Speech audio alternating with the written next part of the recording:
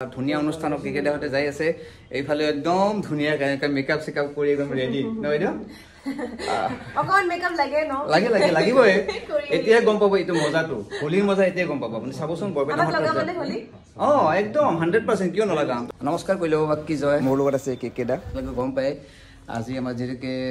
বাতৰ হোলি আছে ৰাইজিং ক্লাবৰ তো কেকেদাক নিমন্ত্ৰণ দিছে প্ৰথমতে আহিছিল নে বৰপেটা কেকেদা আহিছে আগতে নাটক কৰিব আহিছে ন মুখা আৰু ইনে নলবাৰী টিহু পাঠশালা এইবোৰ আহিছে বৰপেটা আহিছে আজি কি নহক বাতৰ হোলি হিচাপত হয়তো এইবাৰে প্ৰথম আপুনি হোলিলে বুলি প্ৰথম আহিছে এতিয়া নিমন্ত্ৰণ পাইছে হয়তো হিতেশ দা আপোনাক নিমন্ত্ৰণ দিছে হিতেশ যাই দিছে কেনেকুৱা আছিল যে বৰপেটাৰ হোলিটো আপোনালোকে শুনিয়ে থাকে তো এনেকৈ মানে বাতৰ হোলিত আপোনালোকক নিমন্ত্ৰণ দিয়াৰ কাৰণে কেনেকুৱা লাগি আছে নহয় মানে কাকতালীয়ভাৱে আচলতে মিলি গ'ল এইবাৰ আকৌ মই হোলিৰ অলপ দিন আগত মানে মোৰ মনত এনেই আহি গ'ল ঘপকৈ যে যদি মানে বৰপেটা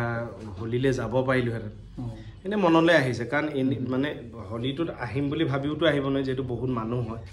বা হোলি বুলি ক'লে ময়ো ঘৰলৈ যাওঁগৈ গাঁৱলৈ যাওঁগৈ গুৱাহাটীত থাকিলোঁ কিন্তু ইমান মিলি গ'ল তো মানে গোবিন্দ প্ৰভুৱে কৃপা বুলিয়ে ক'ব লাগিব যে হিতেশ দাই আকৌ এইবাৰ মাতি দিলে গম পাই নাই মই এই পল্লৱহঁতকো আমাৰ স্ক্ৰিপ্ট এটা পল্লৱকো মানে পাতিছোৱেই মই ভিতৰি ভাবি আছিলোঁ বোলো ইয়ালৈ যাব পৰা হ'লে আৰু এইবাৰ যেনিবা নিমন্ত্ৰণটো পালোঁ থেংক ইউ আমাৰ হিতেশ দালৈ বৰপেটা ৰাইজক অলপ কিবা এটা আপোনাৰ মুখৰ পৰা যেতিয়া বৰপেটা ৰাইজে কিবা এটা আৰু পায় আপোনাৰ পৰা ধন্যবাদ আচলতে হোলী গীতটো এনেই শুনি ভাল পাওঁ আৰু আমাৰ তাতে প্ৰচলনটো কম এনেই কেছেট আদিত শুনিছোঁ হোলী গীত খুব ভালকৈ গাব নাজানিম আৰু ভুলকৈ গোৱাটো নিজেও বিচৰা নাই যিহেতু আমাৰ এটা পৰম্পৰা আমাৰ নিজৰ বস্তু তথাপি এতিয়া গুৰুজনাই যিহেতু হোলীটো প্ৰথম গোবিন্দ প্ৰভু শিৰত বা চৰণত ফাকুৱা থৈ আৰম্ভ কৰিছিল গতিকে গুৰুজনাকে এনে স্মৰি সেৱা জনাই এনেই দুটা লাইন গাই দিওঁ এই জয় জয় বতদ্ৰৱা বৈকুণ্ঠ দুতয় সেই স্থানে নিজ গুৰু ভৈলন্ত উদয় ধন্যবাদ আজি কি নহওক ক্ৰিকেটক লগ পাই বহুত ভাল লাগিল এইফালে আছে আমাৰ বাইদেউ সাজি কাচি ৰেডি হৈছে বাইদেউ কেনেকুৱা অনুভৱ আজি খুব ভাল লাগিছে ফাৰ্ষ্ট এক্সপিৰিয়েঞ্চ ফাৰ্ষ্ট টাইম আহিছোঁ আৰু এতিয়া গৈহে গম পাম কিমান ভাল লাগিব মইতো বহুত এক্সাইটেড হৈ আছোঁ আপুনি হয়তো বৰপেটা হোলীৰ বিষয়ে শুনি আছিল আজি বৰপেটা হোলীৰ যি ৰাইজিং ক্লাবৰ আমাৰ বাতৰ হোলী তাত আপোনাক নিমন্ত্ৰণ দিছে হয়তো বহুত আশা হৈ আছিল যে বৰপেটা এদিন যাম কিন্তু এনেকৈ আপুনি হয়তো নিমন্ত্ৰণ পাম বুলি হয়তো ভবা নাছিল নাই ভবা নাছিলোঁ আৰু হিতেশ দাক একচুৱেলি ধন্যবাদ জনাব লাগিব যে হিতেশ দাৰ কাৰণেই হৈছে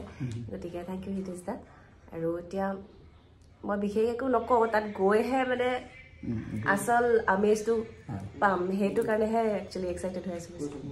কেনেকুৱা অনুভৱ ভাল লাগিছে বৰপেটালৈ বহুতবাৰ আহিছোঁৱেই চিনেমালৈ গ'লে আমি প্ৰতিবাৰ হোলীত আহোঁ বুলি ভাবোঁ আহিব নোৱাৰোঁ বৰপেটাৰ লগত মোৰ এটা সম্পৰ্ক আছে মই মুখাৰা পেলাই মই নাটক কৰিছোঁ নিৰ্মল দাৰ লগত মই যথেষ্ট বাবলা ডাঙৰ লগত চিনেমাও কৰিছোঁ ইয়াত মমতাৰ চিঠি বৰপেটাৰ লগত মোৰ এটা সম্পৰ্ক এটা আছে ক্ৰিকেটৰ মনৰ কিন্তু আশা পূৰণ হ'ল হয়নে কেইটা আমাৰ শুভেচ্ছা থাকিল আপোনাৰ যি কাম কাজৰ কথা আমি গম পালোঁ যে দুখিত মই জনা নাছিলোঁ ভিডিঅ' চোৱা নাছিলোঁ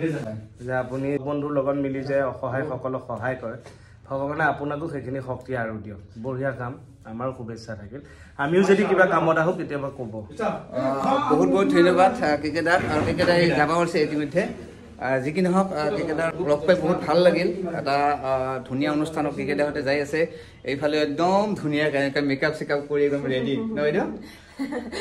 অকন মেকআপ লাগে ন লাগিবই এতিয়া গম পাব এইটো মজাটো হোলিৰ মজা এতিয়া গম পাব আপুনি চাবচোন বৰপেটা লগাবনে হোলি একদম 100% কিয় নলগাম তো আমি ৰেডি আমাৰ দেৱা আছে এইফালে আমাৰ বছৰৰ প্ৰথম হোলি বহুত ভাল যাব বঢ়িয়া তো মই ভিডিঅ'টো সমাপ্ত কৰিম এইকেইটা তো আপোনালোকে যিমান পাৰে ভিডিঅ' হেপী হোলি